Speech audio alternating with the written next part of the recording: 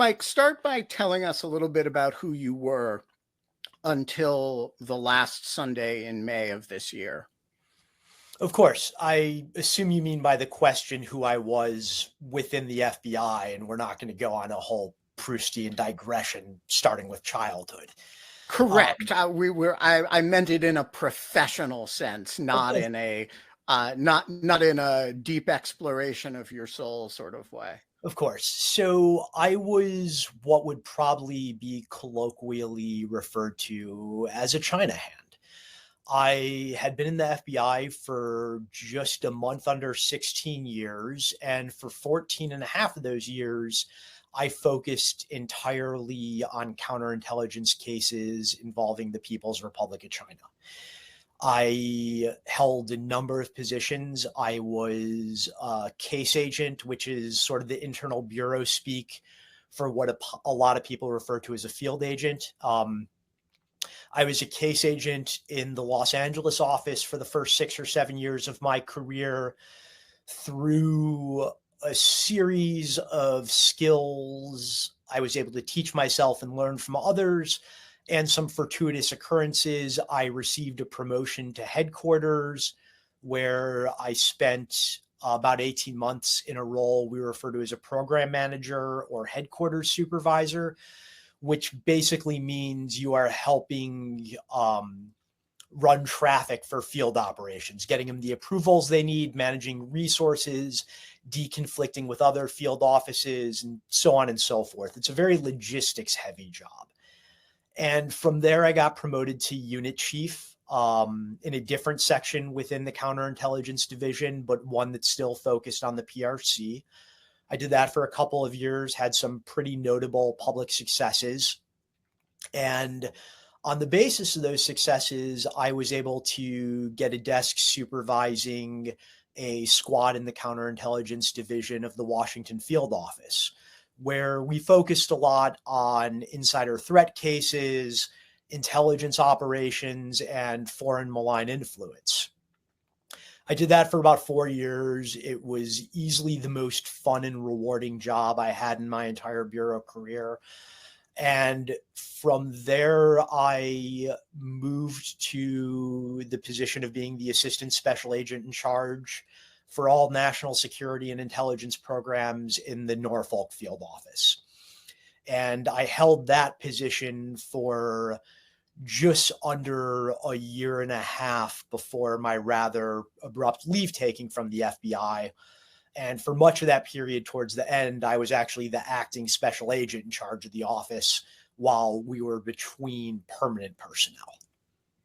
So an assistant special agent in charge is a relatively high-ranking bureau management position. Is that fair to say? It is within a field office. In the greater scheme of things, it is mid to upper level management.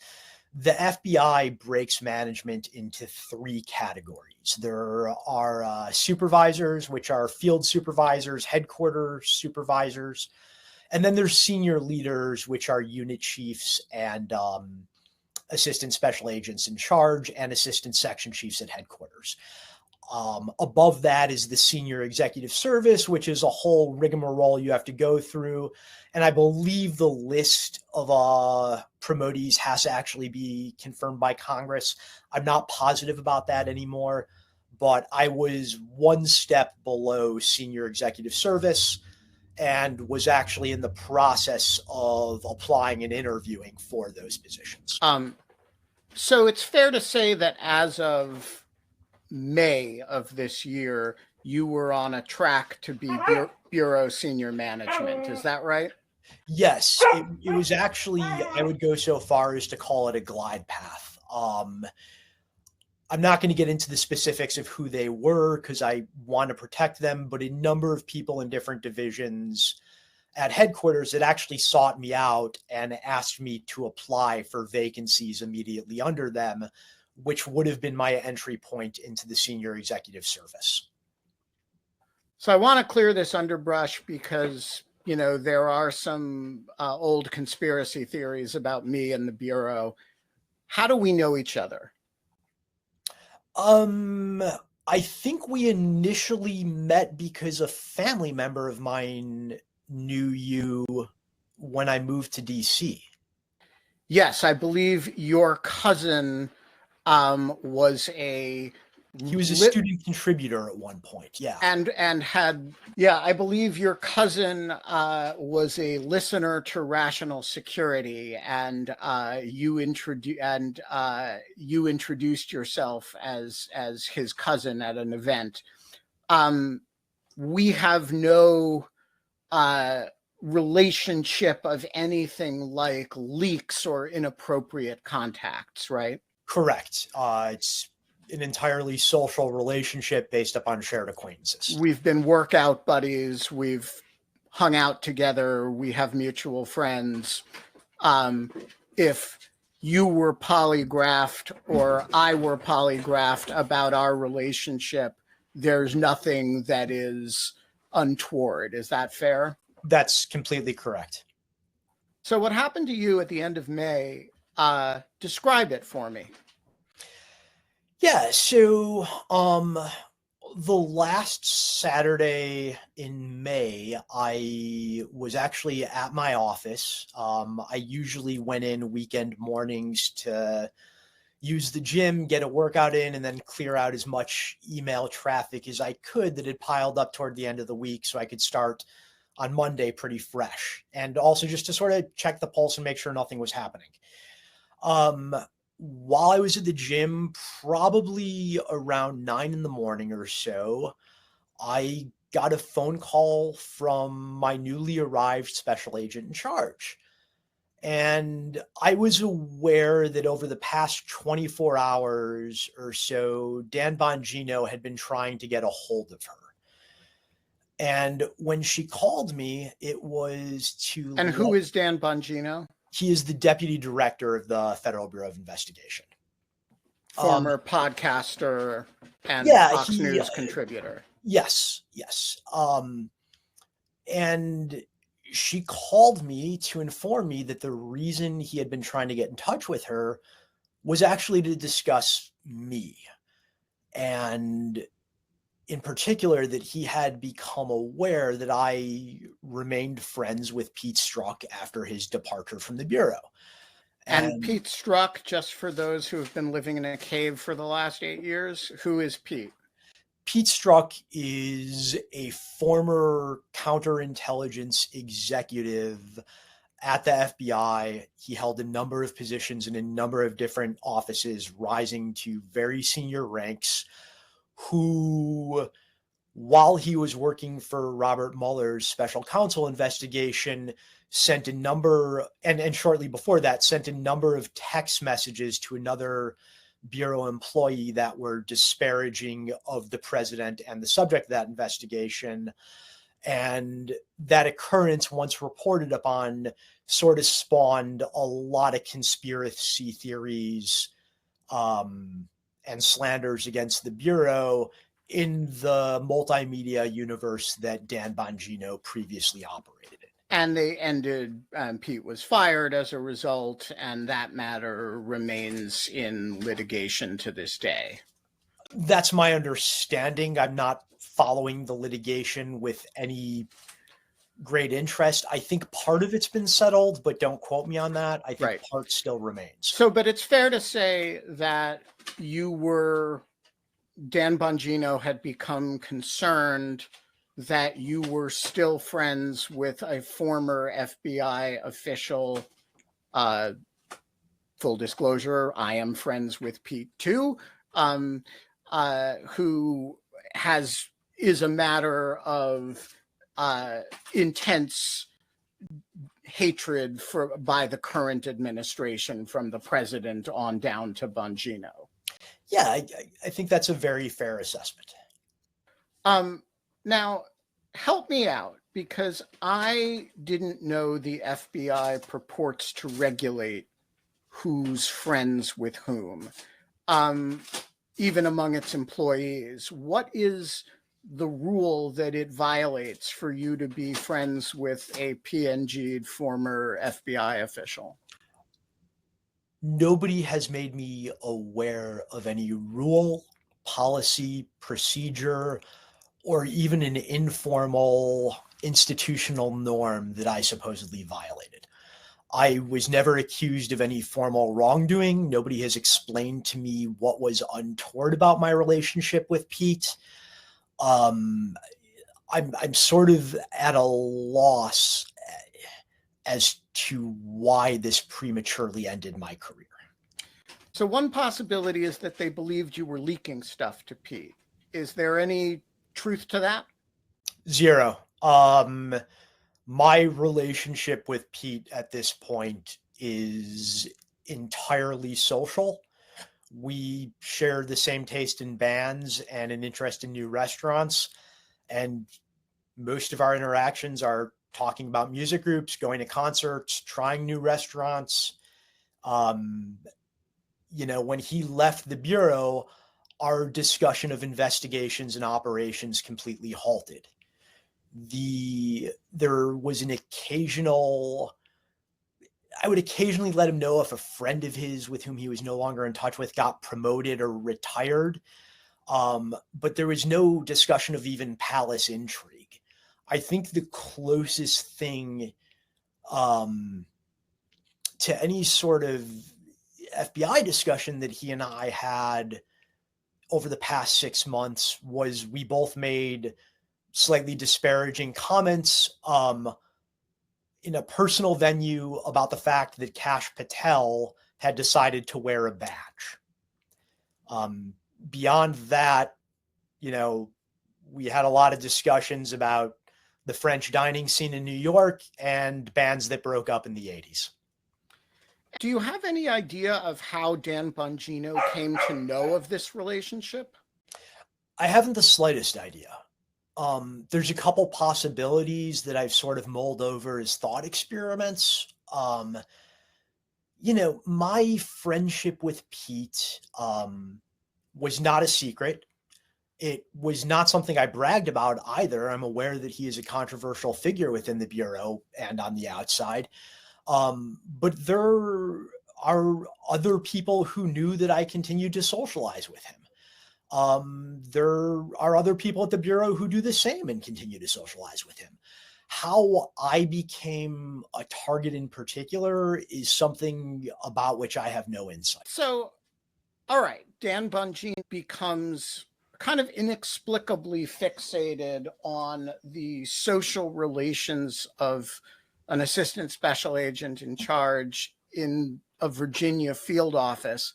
Honestly, is that typical of him? Is that typical of the climate now that that the seventh floor at the Hoover Building is kind of regulating social relationships? So, I've got to sort of qualify what I'm going to say with two caveats. The first is I want to be very clear that I never personally dealt with Dan Bongino one-on-one. I offered to. When I got that first call from my SAC, I explicitly asked if I could speak with him so I could provide some context and explain the relationship with Pete. I was told there is no world in which that will be allowed to happen. The second caveat is I was at the point in my career when I left where a lot of my close friends have ascended to the higher ranks of the Bureau and the J. Edgar Hoover Building.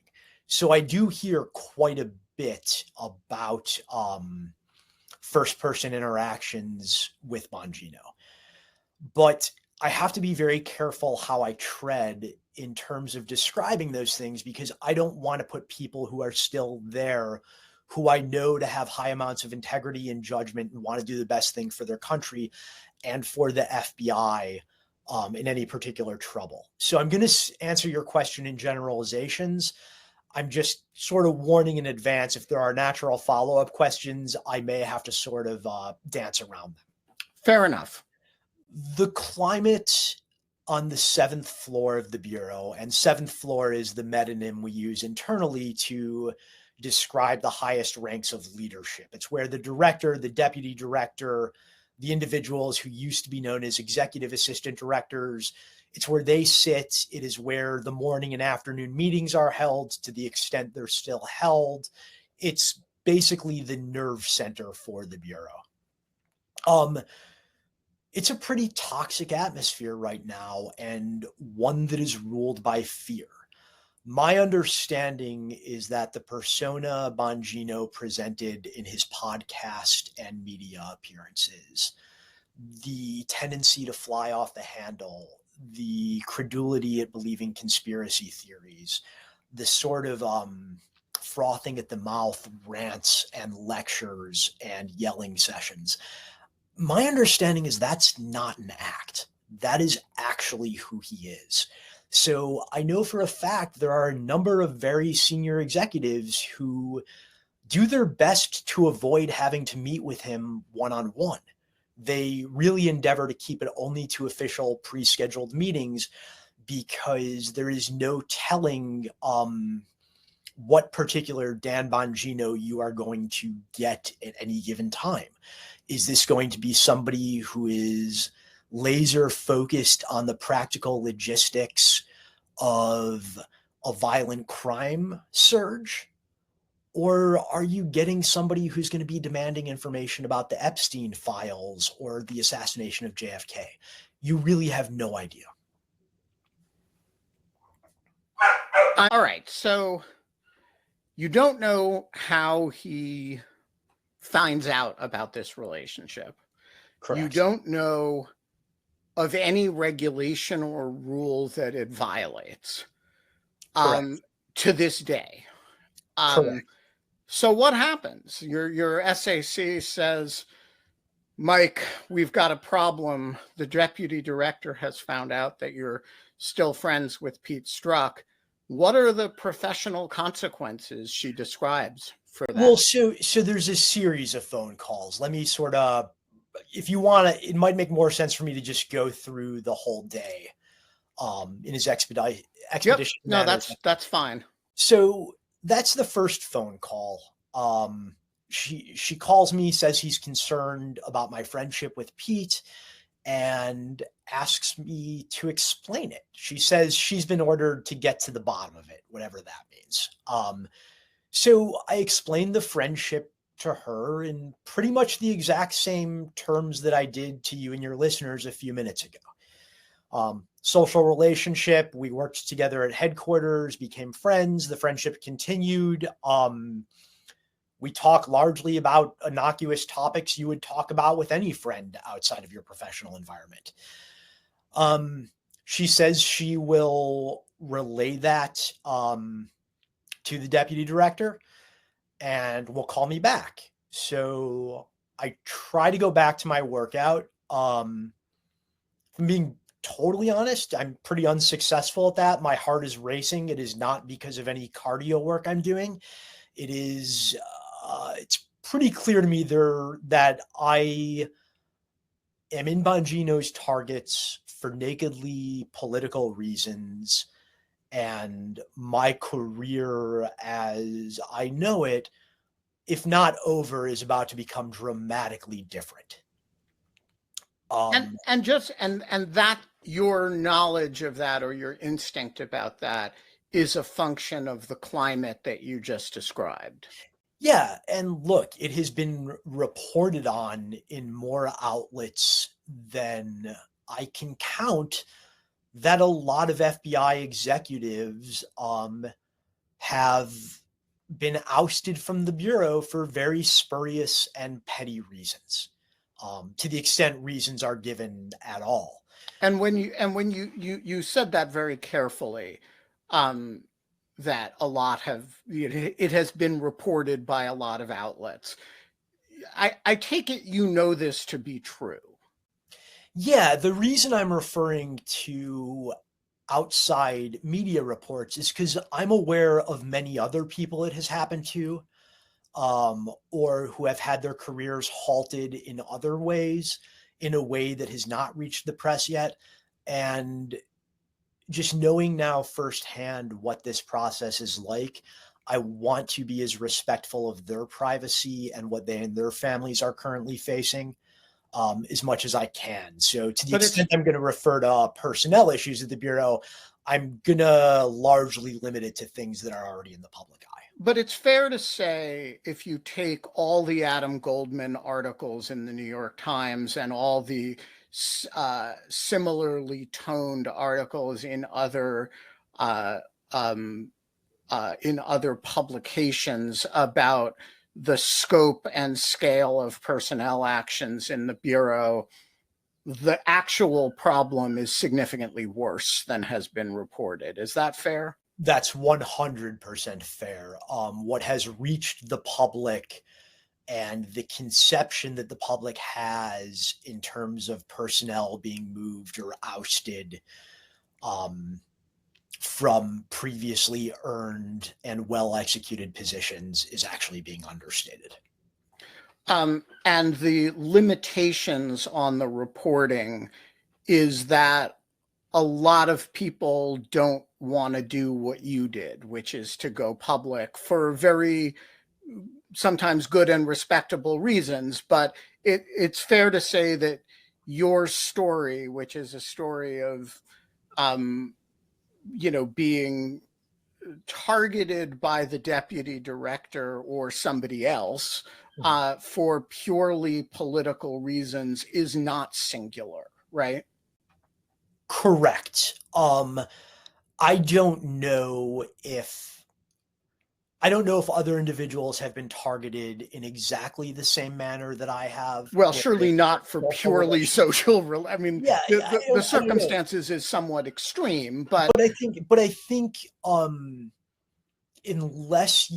if you are a senior executive who rose to your position under Chris Wray over the past few years, and you are not willing to bend over backwards and make some pretty serious compromises with Bongino or Patel, the hourglass is running out on you.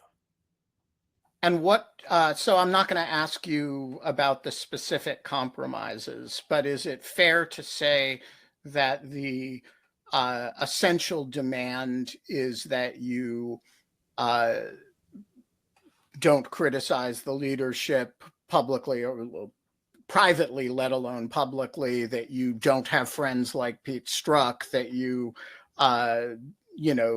that you don't go to French restaurants in New York? What are the parameters of the rules? I mean, you're an unusual FBI agent in being kind of interested in the restaurant scene and reading Proust and studying Ingmar Bergman. Those presumably aren't the things that get you in trouble. What is the list of things that's going to wreck your career? No, Bongino hates foie gras. I really believe that is at the root of because he's at heart an animal rights activist. Exactly. Yeah. No, it's all about the geese. Exactly. It's curious that you use the word rule, because that implies a level of predictability and regularity that I do not think is present in these decisions. I really think it comes down to, if you became an assistant director or an executive assistant director or a special agent in charge or an assistant director in charge. And I realize a lot of your listeners are going to have no idea what these titles mean. So let's just suffice to say they are very senior positions within FBI leadership, both in the field or... if you ascended to middle upper management in the Chris Wray or Jim Comey eras. Yeah, you have a target on your back. A lot of those people retired because they knew this was coming. There was a flood of individuals who left shortly before, or the weekend before in some cases, January 20th. They're slowly putting all those people out to pasture before they want to go. And they're being very careful about how they're doing it. They're not firing anybody. But, when you become an FBI agent, you sign a mobility agreement. And they are taking people who have established their lives and their families' lives in Washington, D.C., or in a field office somewhere else in the country. And they're essentially telling them, they'll tell them on a Friday afternoon, you can retire by Monday, or you can get moved involuntarily to Huntsville, Alabama, which is where the Bureau maintains a campus. They're doing this largely to people who are pension eligible. So they have an incentive to go willingly and not put up a fight in a manner that may endanger their retirement plans. So that's not what happened to you. You're not retirement eligible. Correct. That whole not quite 16 years. Whoops. Yeah. That whole not quite 16 years, you need the 20 years to be retirement eligible. I think you need to be a few years older than you are. You need to be over 50 and have had at least 20 years of service as a special agent. Right. And so apparently being friends with Pete is worse than being merely somebody who ascended to their position under the ancien regime. So what was the demand on Mike Feinberg? So there were a series of phone calls with my special agent in charge. I've already relayed the first one. I tell her what my relationship is with Pete. She relays it to the deputy director. She calls me back a couple of hours later and says he's not satisfied with that explanation. He's going to have a meeting with Patel next week to decide what to do with you, whatever that means. Patel being the FBI director, Kash Patel, famed children's book author. Yes, 3-time children's book author. And, after that second phone call where she informs me that that they're going to have a meeting about me next week, I'm sufficiently alarmed that it's probably time to cut the workout short and go home and fill my wife and family in on what's happening, because in some form or fashion, it is very clear that our world is going to change drastically, professionally, personally, financially, what have you. So you go home. I go home. You fill in your wife, who yes. Happens to be 7.5 months pregnant. Yeah, maybe 7 at that point. Yes. She is a very pregnant person at that point. And clearly what should happen here is you get a phone call that says, never mind, we don't regulate social relationships. We'll call you if there's any leak questions, right? That's what would normally happen. I guess, but we are so far from normal at this point in the FBI, even when I was still there on that May afternoon, that I have no expectation anything like you just described is going to happen to me. So what did happen? So I fill my wife in on what's happening. And I talk to, I want to be careful how I words. I talk to some other senior executives who I know I could trust and try and get an idea of what's going on here. And what I'm told by all of them is that this is now just par for the course. This is the sort of thing that the 7th floor is focused on. Loyalty tests, and do you represent? We get to regulate your social relationships? I don't know if they're doing that for other people, but loyalty tests and ideological purity tests seem to be pretty par for the course these days. So I go home, I explain this to my wife. I explain it to other members of my family, and not my immediate family, just, parents, in-laws, stuff like that. And I get another phone call a few hours later, and it's from my special agent in charge, who is calling apparently to tell me if I want to use it, the employee assistance program is available to me.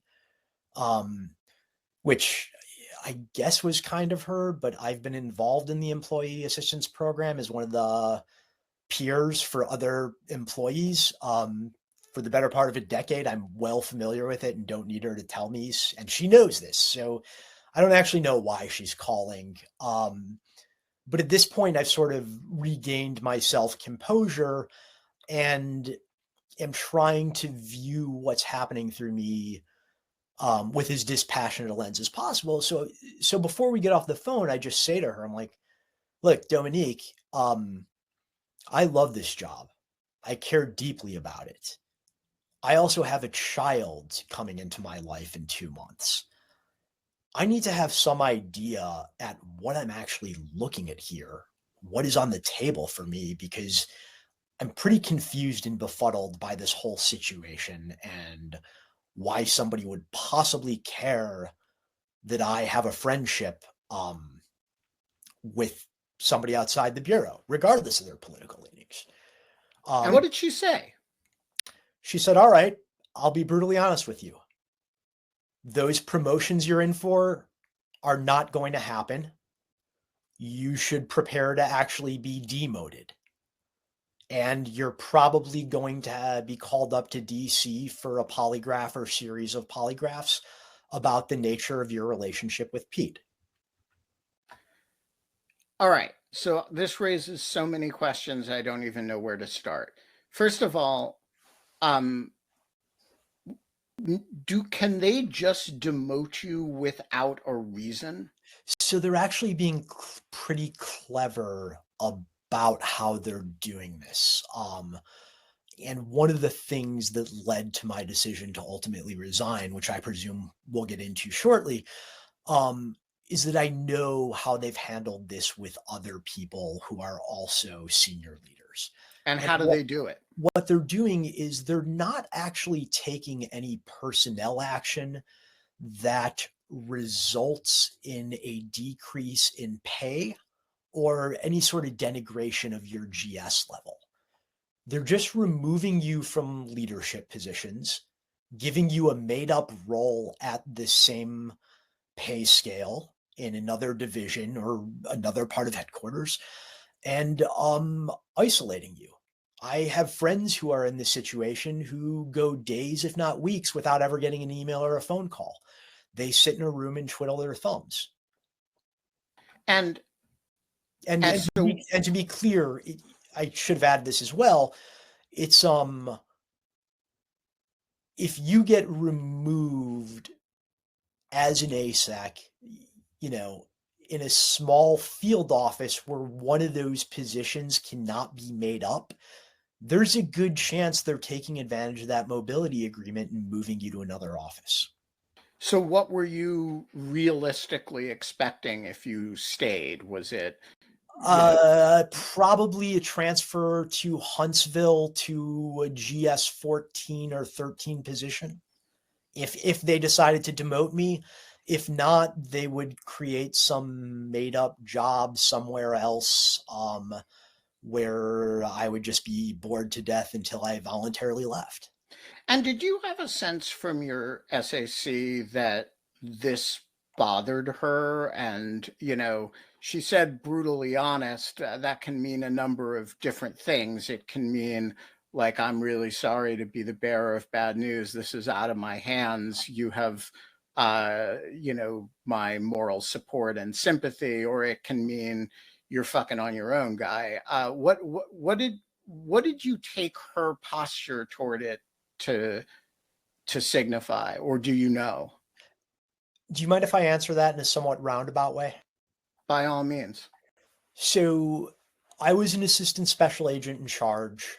I was a unit chief at one point. I was a field supervisor over a squad at one point. In every single one of those roles, I eventually had to notify somebody that they were under investigation for a violation of FBI policies, or a personnel action was being taken against them, or they were being disciplined for some reason or another. In other words, I pretty frequently had to give people news they didn't want to hear. Whatever the person had done, though, they were a human being, usually with a family, usually with financial concerns, usually with childcare issues, a mortgage, what have you. I always made it a point to not soften the blow per se. I never sugarcoated anything that I had to tell anybody that was going to materially affect them in a negative way. But I tried to teach them to treat them as a human being and let them know I was here for them to talk to if they needed to vent about the situation.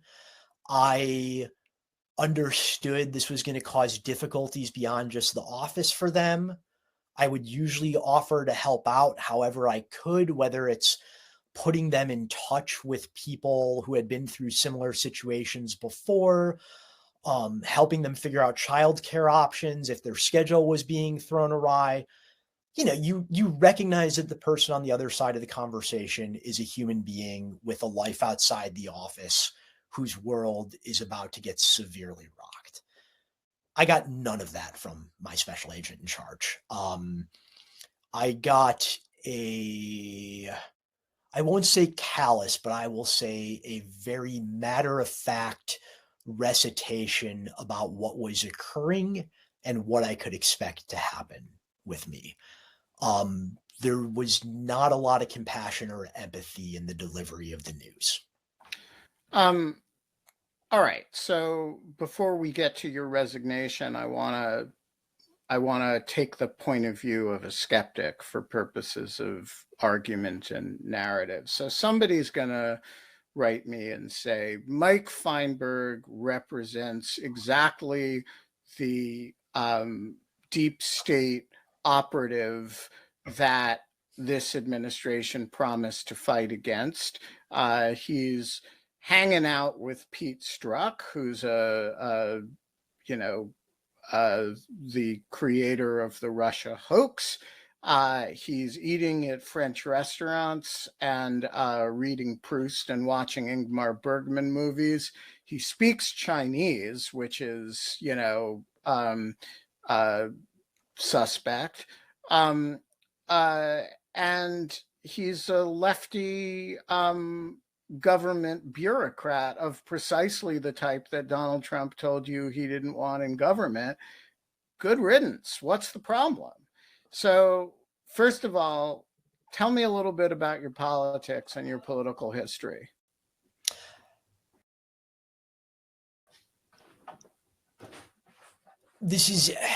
So I have a bit of discomfort about doing this, because I've always strived to be a apolitical civil servant.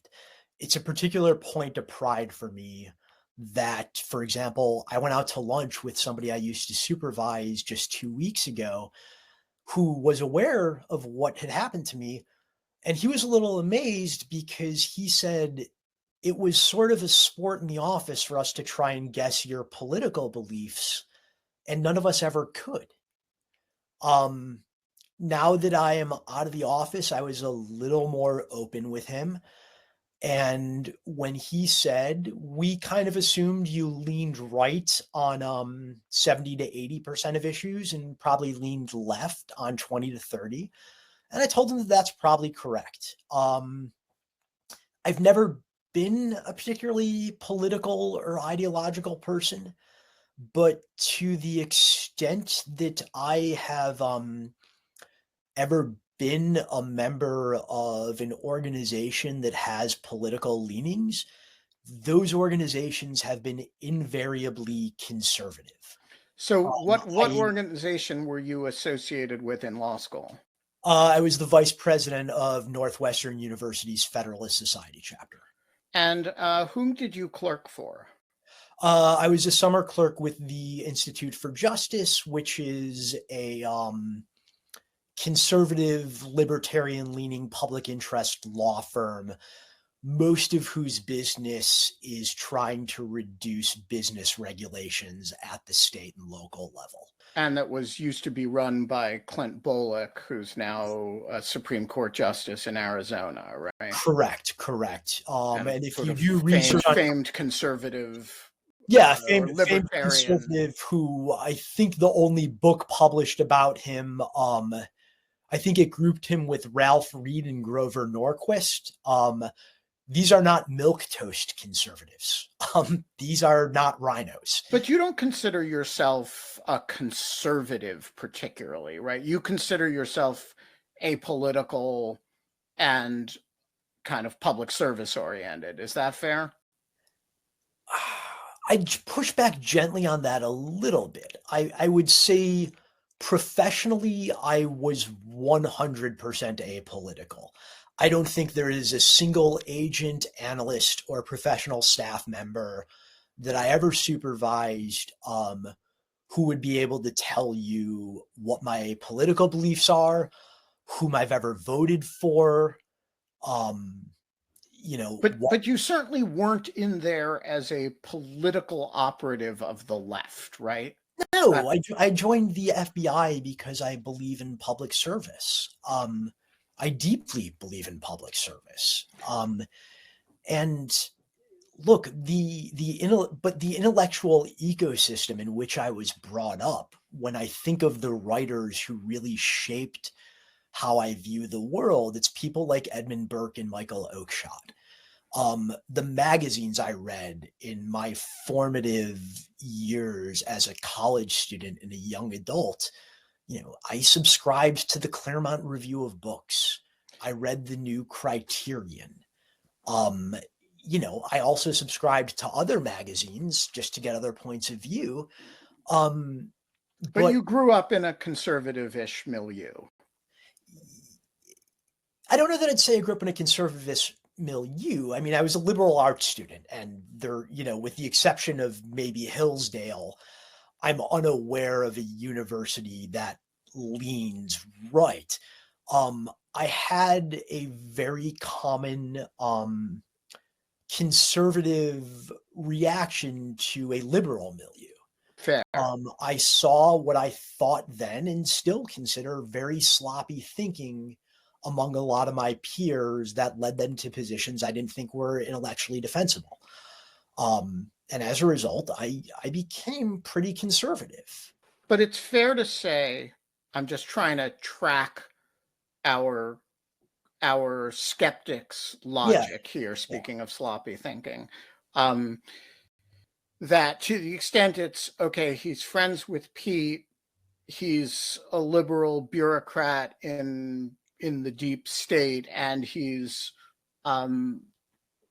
probably part of this kind of fifth column of resistance. It's fair to say, that you're friends with Pete, that was never a secret, and so what? Mm-hmm. Number two, to the extent that you're drawing political conclusions from that, that you're some kind of liberal activist within the bureaucracy, that's wrong. And sure. Number three, to the extent that there's any suggestion that there's anything untoward in your behavior as an agent or with respect to Pete in particular, that's simply innuendo and nothing else. Is that? That's completely correct. All right, so tell us about your resignation. So after the last call from my special agent in charge, where she informed me that I would not be getting any promotions, that I would probably get demoted, and that I was going to be the form of some sort of polygraph or internal review, I talked to a number of employment lawyers, and the general consensus, and I talked to people across the board. I talked to individuals from white shoe big law firms. I talked to solo practitioners. I spoke to individuals very familiar with these issues in civil litigation and individuals who were very familiar with them in the context of federal government employment. And the consensus from everybody was I could fight this. And I would probably win. What they were threatening to do is blatantly illegal. But I was also cautioned by everybody, and this is something I just know from having been in government for most of my adult life, that it would have turned me into a very bitter, aggrieved, frustrated, and angry person. And anybody who knows the federal government knows that they can make your life miserable in a way that really walks the line where they don't create anything formally actionable. And the sort of person that all that would make me become, it's not who my wife needs during the third trimester of a high-risk pregnancy. It is certainly not who my son is going to need during the first few years of his life. And I decided, the risk of sounding a little bit glib, to quote the Rolling Stones, that it was time to walk before they made me run.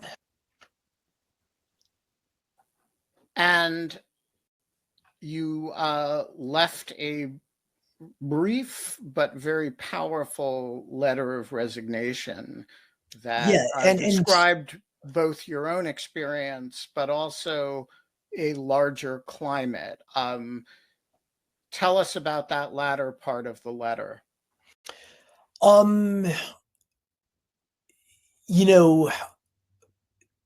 the legal profession, I was an attorney before I became an FBI agent. In the context of torts, personal injuries, we talk about proximate cause and cause and fact. In other words, what are the individual circumstances and incidents that create a situation as being possible to occur? That's the proximate cause. And then what's the actual catalyst for the injury? That's the cause and fact. What they were threatening to do to me was the cause and fact. But there had been a head of steam building that made me uncomfortable with a lot of what was going on in the FBI in the previous 5 or 6 months anyway.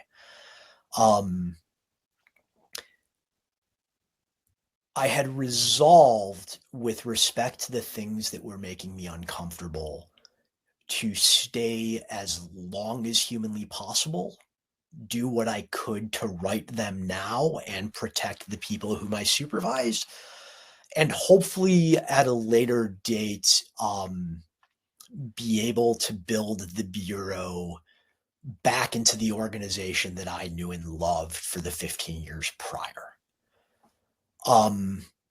The issues that I'm referring to are really matters that have made the Bureau less effective as a mechanism to protect American lives and interests, that are going to cause the public to question our integrity. And what I saw as the political weaponization of the Bureau to a degree I would not have thought possible before it actually occurred. Should the public question the integrity of the FBI at this point?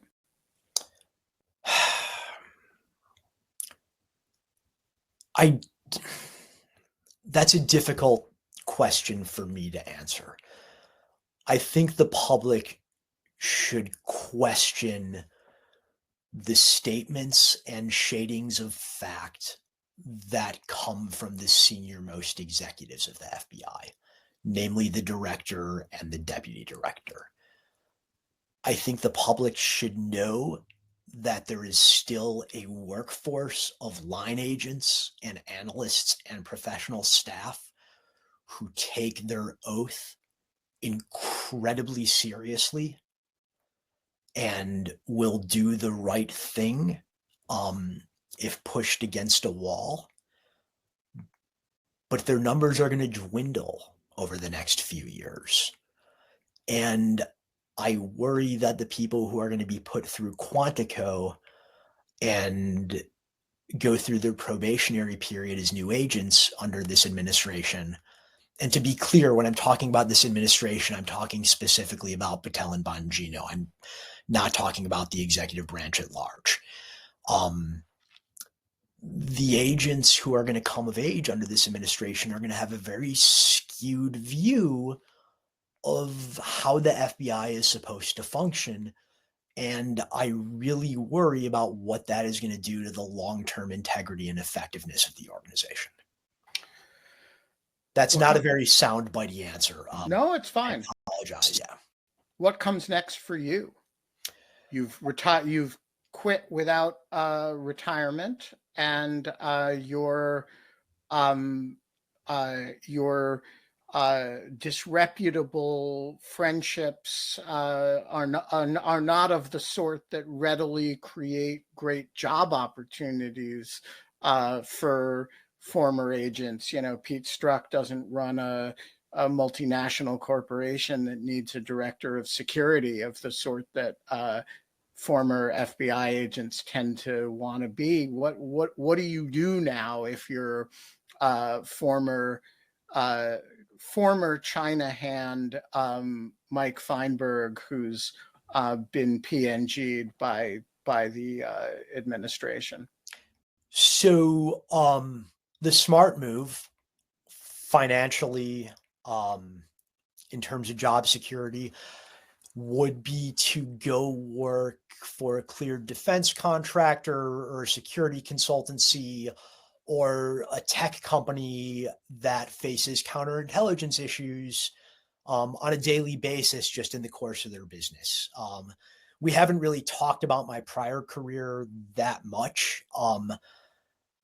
I don't want to sound like I'm overinflating what I did, but I've had some pretty phenomenal, very public successes in the counterintelligence realm. You're the guy behind the Huawei indictment, as well as a number of other relatively public and impactful prosecutions of Chinese entities and Chinese intelligence officers and their agents.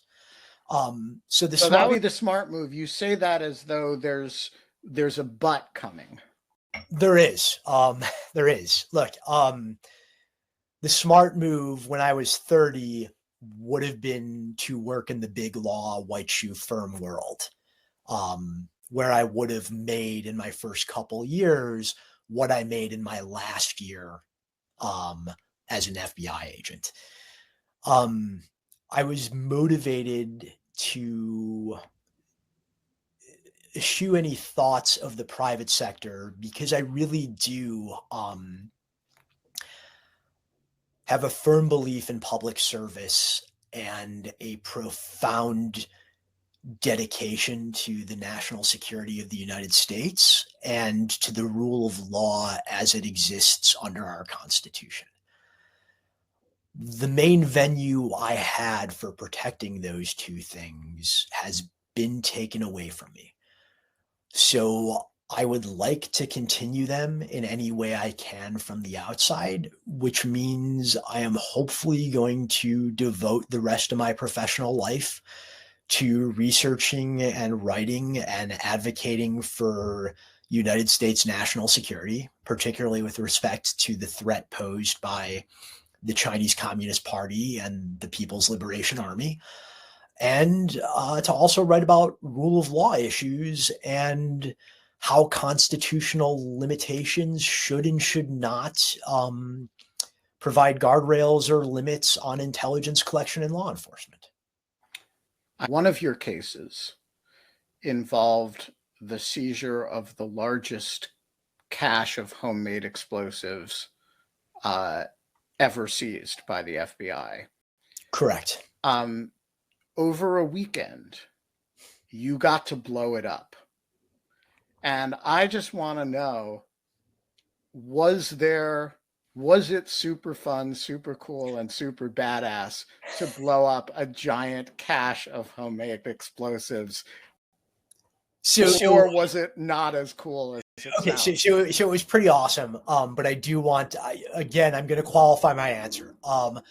I was the ASAC over that case. I was not the lead investigator. So you didn't get to actually No, I got to press the button at one point. But this was a lot of IEDs and a lot of precursor chemicals. And it could not be blown up all at once because of the sheer volume. So suffice to say, everybody who played an integral part in the investigation or the case or its management got to take a turn blowing up some portion. Because it was like everybody wanted to be in on this It party.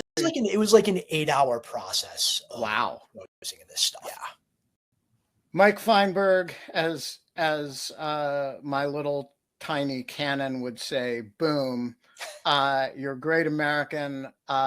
Welcome to the other side. There's lots of public service to do on this side.